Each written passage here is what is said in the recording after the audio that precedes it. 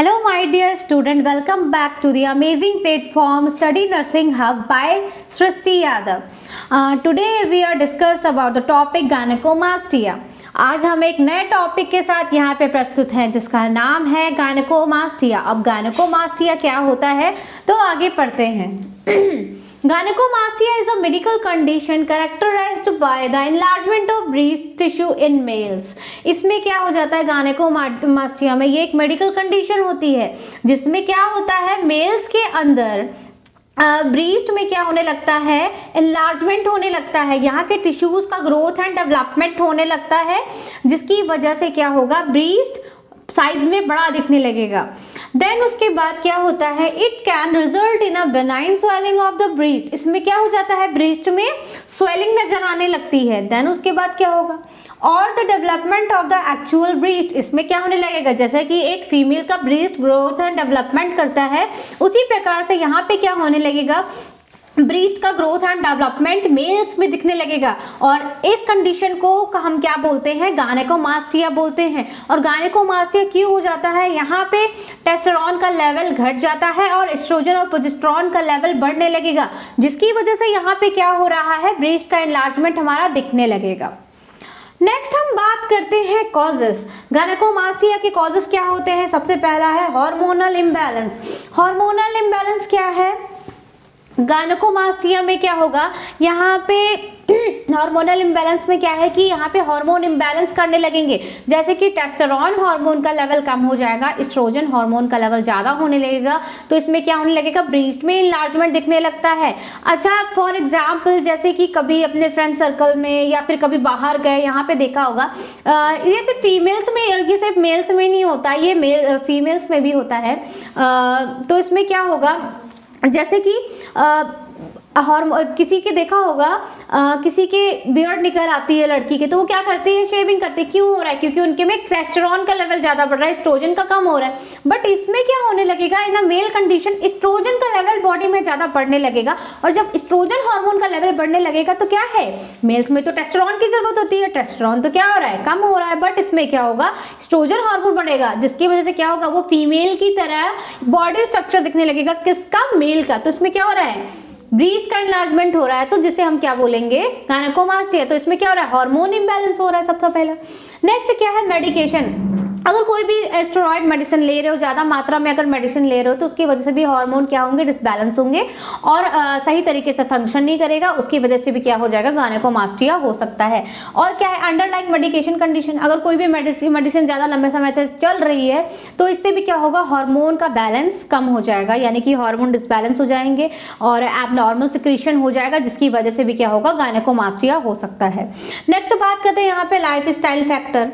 Life style factor में क्या है, यहाँ पे जैसे कि आप क्या कर रहे हो, अल्कोहल का ज़्यादा यूज़ कर रहे हो और ज़्यादा ही मात्रा में यूज़ कर रहे हो, जिससे कि क्या होगा, हार्मोन का इम्बैलेंस हो सकता है। स्मोक कर रहे हो, ज़्यादा अल्कोहल पी रहे हो, लाइफ स्टाइल आपकी अच्छी नहीं है, कोई बुरी आदतें हैं, तो उसकी वजह से भी क्या हो सकता है, यहाँ पे गायनेकोमास्टिया हो सकता है। नेक्स्ट हम बात करते हैं हेरिडिटरी फैक्टर। हेरिडिटरी फैक्टर यानी heredity and variation, inheritance and variation. इसमें क्या हो रहा है, ये हमारे जैसे कि कोई भी फादर हैं या फिर ग्रैंडफादर हैं या फिर उनके भी जो पूर्वज हैं, उनके जरिए क्या हो रहा है, उनके में ये प्रॉब्लम थी गायनेकोमास्टिया की, तो ये हम में क्या हो गई, इनहेरिटेड हो गई है, ये हम में भी आ गई है, हमारे जनरेशन में भी आ गई है। तो क्या है, gene one generation to another generation transfer होते हैं, तो इसमें भी क्या हुआ कि ये हमारे अंदर इसके जीन ट्रांसफर हो गए, तो क्या हो गया, इसमें भी शुरुआत से क्या दिखने लगा, गायनेकोमास्टिया की समस्या होने लगी। तो ये भी हमारा एक फैक्टर है, हेरिडिटरी फैक्टर, जिसकी वजह से भी क्या हो सकता है, गायनेकोमास्टिया हो सकता है। यहाँ पे अब बात करते हैं बेटा कि साइन एंड सिम्टम क्या होते हैं गायनेकोमास्टिया के। तो गायनेकोमास्टिया में कई सारे साइन एंड सिम्टम यहाँ पे दिखते हैं। तो पहला हमारा साइन एंड सिम्टम क्या है, सेलोवेन ऑफ ब्रीस्ट टिश्यू। यहाँ पे क्या हो रही है, ब्रीस्ट टिश्यू का सेलोवेन होने लगा, यानी कि ब्रीस्ट की जो टिश्यूज हैं वो क्या होने लगेंगी, स्वेल होने लगेंगे, फूलने लगी, जिसकी वजह से क्या होने लगेगा, ब्रीस्ट का एनलार्जमेंट दिखने लगेगा। नेक्स्ट बात करते हैं हम यहाँ पे टेंडरनेस और पेन इन द ब्रीस्ट, यानी कि पेन में क्या होने लगेगा, पेन होने लगेगा। नेक्स्ट बात करते हैं निप्पल डिस्चार्ज, यानी कि निप्पल से क्या होने लगेगा, डिस्चार्ज निकलने लगेगा, फ्लूइड बाहर आने लगेगा। नेक्स्ट बात करते हैं यहाँ पे psychological distress due to the breast enlargement, यानी कि पेशेंट को यहाँ पे क्या हो रहा है, कोई भी अगर मेल होगा, अगर उसको ये सारे सिम्टम दिख रहे हैं, ब्रीस्ट का इनलार्जमेंट दिख रहा है, फीमेल की जो क्वालिटी है वो मेल के अंदर दिख रही है, तो उसको क्या होगा, उसको वो सोचने पे मजबूर हो जाएगा और थोड़ा सा डिस्ट्रेस में आ जाएगा, थोड़ा सा उसको स्ट्रेस हो जाएगा, डिप्रेशन हो जाएगा, यार भाई ये सारी प्रॉब्लम्स मुझे क्यों हो रही हैं, भाई मैं तो मेल हूँ, फीमेल वाली सारी प्रॉब्लम्स मेरे में क्यों आ रही है। तो उसकी वजह से उसको क्या करना है, साइकोलॉजिकल सपोर्ट भी प्रोवाइड करना है, जिसकी वजह से इसमें क्या होगा, साइकोलॉजिकल डिस्ट्रेस होगा, यानी कि वो मेंटली क्या हो जाएगा, डिस्टर्ब हो जाएगा। क्यों हो रहा है, क्योंकि उसकी ब्रीस्ट का क्या हो रहा है, इनलार्जमेंट हो रहा है। स्वाभाविक सी बात है भाई, किसी भी मेल में अगर क्या होगा, फीमेल वाली क्वालिटी आएंगी तो वो डिस्ट्रेस में जाएगा ही। नेक्स्ट हम यहाँ पे बच्चों बात करते हैं यहाँ पे पैथोफिजियोलॉजी ऑफ गायनेकोमास्टिया। तो पैथोफिजियोलॉजी हमारे यहाँ पे कैसे क्या कहती है, तो आके देखते हैं। हमारा पहला पॉइंट कहता है gynaecomastia result from the imbalance and the ratio of the oestrogen to the testosterone leading to the proliferation of the breast glandular tissue. अब इसमें क्या होगा, जैसे कि गायनेकोमास्टिया में क्या हो रहा है, इम्बैलेंस हो रहा है, किसका हो रहा है, एस्ट्रोजन हार्मोन का, यहाँ टेस्टोस्टेरोन हार्मोन का यहाँ पे क्या हो रहा है, इम्बैलेंस हो रहा है। कैसे हो रहा है, टेस्टोस्टेरोन हार्मोन का लेवल क्या हो रहा है, वो डाउन हो रहा है, बट क्या यहाँ पे हो रहा है, मेल में एस्ट्रोजन का लेवल ज्यादा हो रहा है। जब एस्ट्रोजन का लेवल यहाँ पे ज्यादा होगा तब क्या होगा, यहाँ पे प्रोलिफरेशन होगा ब्रीस्ट ग्लैंडुलर टिश्यू में, ठीक है, उसका इनलार्जमेंट यहाँ पे दिखने लगेगा। अब यहाँ पे बात करते हैं, it can be caused by increasing oestrogen production. यहाँ पे क्या हो रहा है कि जो एस्ट्रोजन हार्मोन है उसका प्रोडक्शन बढ़ रहा है और टेस्टोस्टेरोन हार्मोन का क्या हो रहा है, प्रोडक्शन कम हो रहा है, जिसकी वजह से क्या है, कॉम्बिनेशन बनना है। तो इसकी कॉम्बिनेशन की वजह से यहाँ पे क्या होगा, ब्रीस्ट का इनलार्जमेंट दिखने लगेगा। नेक्स्ट बच्चों यहाँ पे हम बात करते हैं डायग्नोस्टिक एवैल्यूएशन में। डायग्नोस्टिक एवैल्यूएशन में हम गायनेकोमास्टिया में क्या करते हैं, फिजिकल एग्जामिनेशन पेशेंट का करते हैं कि उसको पालपेट करके एक मेल के ब्रीस्ट को और इंस्पेक्शन करके हम उसे असेस करके हम उसको समझते हैं कि ये है क्या, और फिजिकल एग्जामिनेशन हम उसका पूरा ब्रीस्ट को क्या करेंगे, चेक करेंगे पालपेट करके, इंस्पेक्शन करके। नेक्स्ट हम यहाँ पे बात करते हैं हिस्ट्री कलेक्शन। पेशेंट की हमें क्या करनी है, हिस्ट्री कलेक्ट करनी है, past present surgical medical history हमें कलेक्ट करनी है, और उसे क्या प्रॉब्लम हो रही थी पहले से, ये सारी चीज़ें हम कलेक्ट करेंगे पेशेंट की।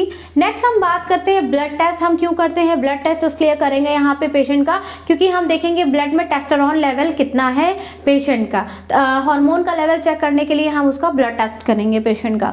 नेक्स्ट हम बात करते हैं इमेजिंग टेस्ट, यानी कि हम अल्ट्रासाउंड करते हैं या फिर मैमोग्राफी करेंगे फॉर विजुअलाइजेशन ऑफ यानी कि टिश्यूज को देखने के लिए हम यहाँ पे क्या करते हैं, मेल का इमेजिंग टेस्ट करेंगे ब्रीस्ट का, और हम अल्ट्रासाउंड कर सकते हैं और मैमोग्राफी भी कर सकते हैं पेशेंट की, जिसके थ्रू हम विजुअलाइज करके आइडेंटिफाई कर सकते हैं कि हाँ पेशेंट को ये सारी प्रॉब्लम्स हैं।